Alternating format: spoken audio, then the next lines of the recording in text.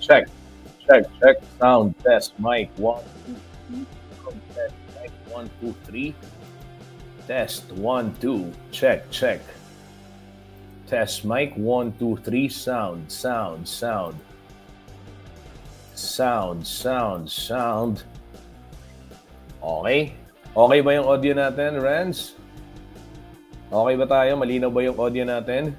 Mga kabalen na nakikinig ho sa atin ngayong araw, ayan, kumusta ho kayo? Good morning po. Isang makulimlim na araw ho ng Martes, ha? Hintayin lang natin yung go signal ni Maestro Renz bago natin ho formal na simulan itong ating programa. Samahan ho ninyo ako ngayong araw ho ng Martes, February 11. Oh, ilang araw na lamang at Valentine's Day na. Weekend pa, Friday pa. Ngini pa mo. Kakit ko na yung traffic. Di ba? Pag Valentine's Day, talagang meron na ho ba kayong mga reservations? Meron na ho ba kayong mga plano kung saan kayo pupunta sa araw ng Biyernes, sa araw ng mga puso, mga kabalen?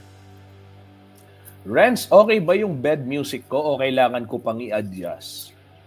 Kailangan ko pang adjust pa to? Or sax na? Let me know, ha?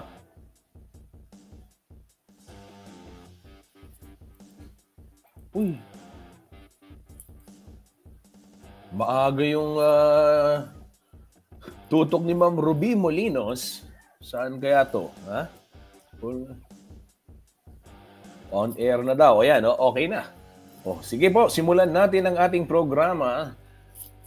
Magandang umaga po mga kabalen. Welcome po dito sa CLTV 36 News Stream. Ako po ang inyong lingkod, Justin Dizon, ang news streamer sa araw pong ito. Araw ho ng Martes, February 11. Oo mga kabalen, gaya ho ng aking binabanggit kanina, ilang tulog na lamang ay syempre ating pagdiriwang na itong araw ng mga puso, Valentine's Day. At may mga plano na ho ba kayo para ho sa araw ng mga puso? Ayan. Bago ako magpatuloy, teka lang, aking isi-share lamang itong ating streaming sa aking mga followers. Ito ho, mga kabalen, meron tayong live ho tayong napapanood sa Facebook page ng CLTV 36 News at ng CLTV 36.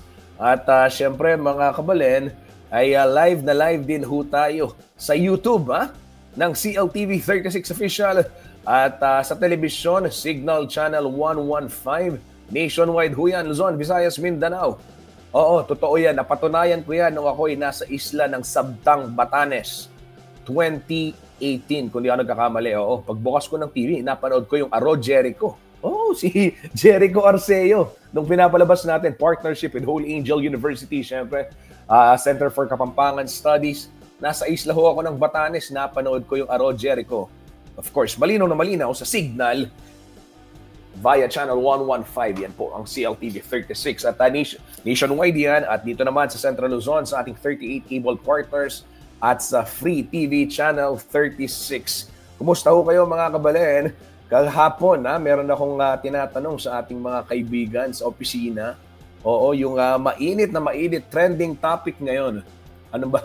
Ito nga, usapin ng, payag ba kayong magkaroon ng girl or boy best friend ang inyong partner? At ano ang inyong thoughts doon sa topic na yun?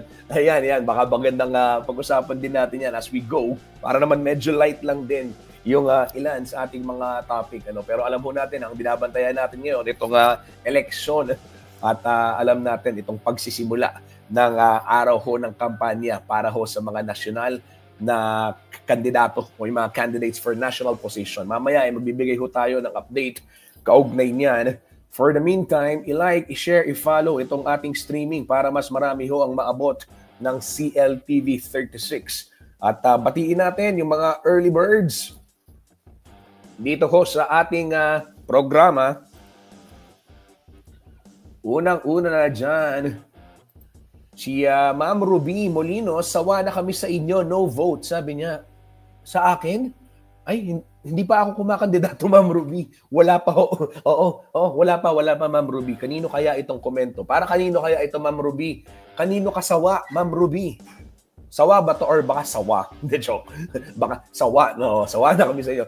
Kanino kaya sawa si Ma'am Ruby, guys? Alamin natin. Ma'am Ruby Molinos, kanino ko kayo nagsasawa na? Sino ho ang no vote ninyo? Ayan. Oo. At bigyan daan din natin yung ibang mga komento. Si Alenia Cabangal, good day po. Yan, magandang umaga. Si Josel Tubig, nanonood din, good day. Eto, si Cheska Perez sumagot. Sabi niya, pass sa may girl best friend, sir. Ayan, sabi ko na nga ba mainit talaga yung topic na to. Pass daw sa may girl best friend. Bakit kaya? Yan, baka magandang palalimin natin yan. At makilala natin yung saloobin ng ating mga kabalen. Sabi ni Neriza man, good morning po. Ayan. Isang magandang umaga ni Riza sa inyo at sa lahat po ng mga nakatutok. Traffic update muna tayo. Bigyan daan muna ho natin. Alamin natin ang sitwasyon ng trapiko sa ilang mga bahagi ng North Luzon Expressway. Lalong-lalo na ho pangar sa mga bumabiyahe patungong Metro Manila ngayong araw ho ng Martes, Tuesday, February 11, 2025. Narito po ang latest traffic monitoring mula po NLEX Corporation.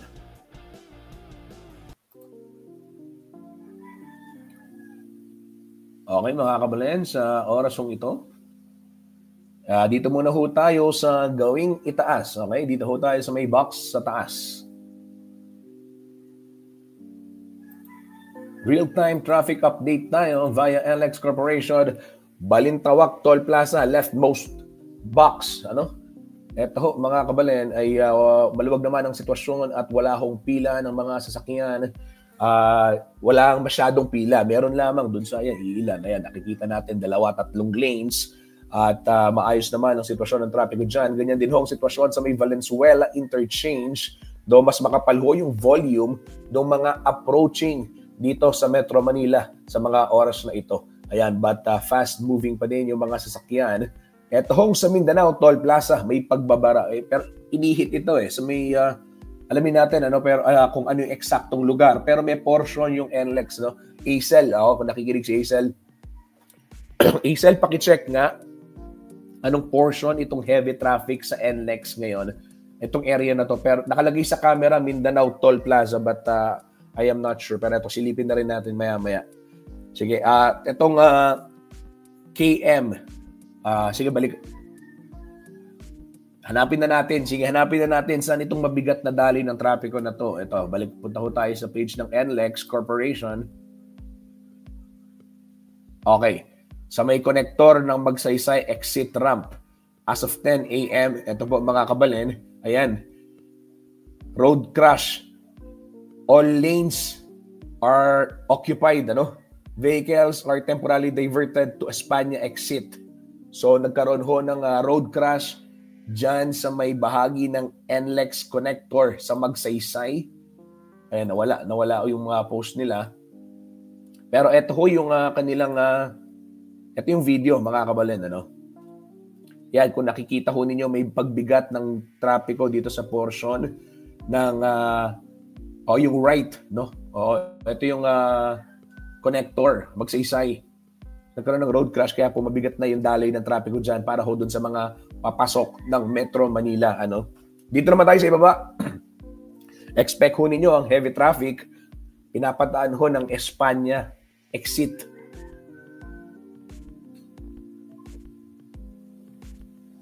Sa ibaba naman ho tayo mga kabalen, dito ho sa may Kawayan area. Maluwag ho yung going north, at nakikita natin yung volume ng mga sasakyan as approaching the screen. Ito ho yung mga southbound. At dyan sa may Bocaue Toll Plaza naman, maluwag ho ang sitwasyon sa mga oras na ito, same as with the area in City of San Fernando, Pampanga. Yan ho mga kabalen, ang latest traffic situation. Real-time ho yan via NLEX Corporation. Paalala ho sa mga magdaraan, expect ho ninyo ang mabigat na daloy na trapiko dyan ho sa may bahagi ng NLEX connector. Dahil na rin sa nangyaring road crash, lahat po ng mga lanes ay okupado. Kaya naman dito ho sa ating camera, yung nakikita ninyo sa tabi ng CLTV 36 logo, o yun sa ating screen rather, makikita ho ninyo talagang meron hong pagbigat ng daloy ng trapiko. Halos stop ball ho mga kabalin. Ito yung mapapakamot ka na lang. Kumusta kaya yung pamilya o yung mga sakay nung sangkot sa road crash? Sana nasa mabuti ho silang kalagayan as we speak. At makibalita tayo mamaya sa NLEX para malaman natin ang latest update dyan. Yan ho ang traffic situation mula ho sa NLEX Corporation. Sa oras na ito mga kabalin, alamin naman ho natin ang magiging taya ng panahon. Weather update muna tayo mula ho sa Pag-asa. Makulimlim Etong sabi sa aking phone, nakaroon yung screen saver ba yun?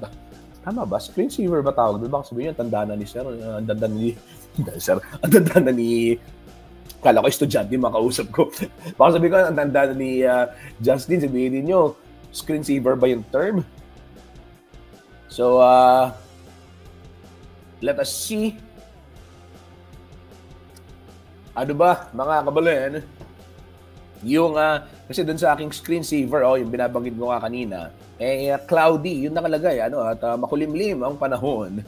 Alamin ho natin, ang magiging sitwasyon ng panahon. Narito ang latest weather update mula ho sa Weather Bureau, DOST Pag-asa.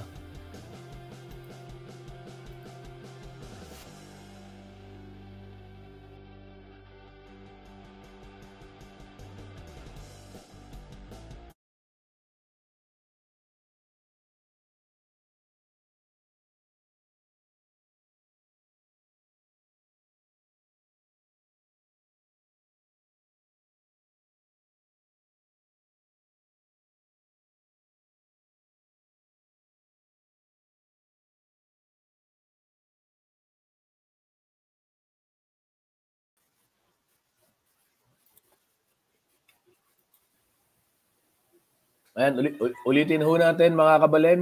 Ito, testing ulit. Take two. Stream natin ulit.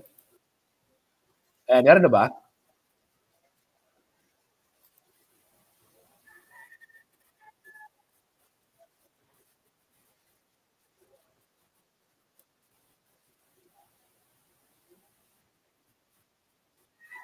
Okay, wala pa rin daw. Sabi nila, siya ka lang ulit. Take two.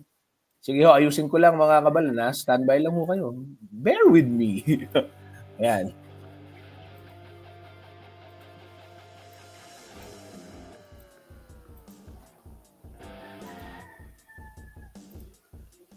Eto Renz, ako ba yung naririnig mo? Dinig mo ba ako?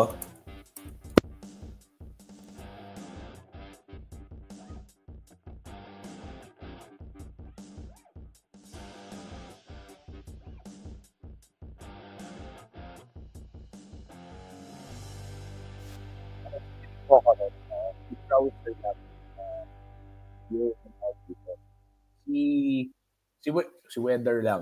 Teka lang ba? Balikan natin weather sa DOST Pag-asa.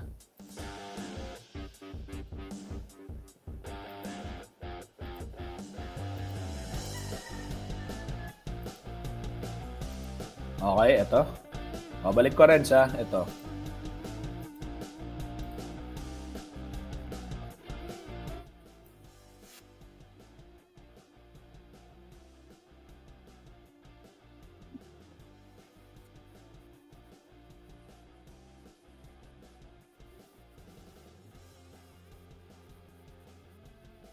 Okay, sige, mag-gap muna ho tayo mga kababayan. Isang mabilis na patalastas lamang. Babalikan ho natin itong weather report ng Pag-asa. Ayusin ko lamang nawalan ng audio. Sige ho mga kababayan, isang mabilis na patalastas lamang. Magbabalik ho ang CLTV 36 News Stream.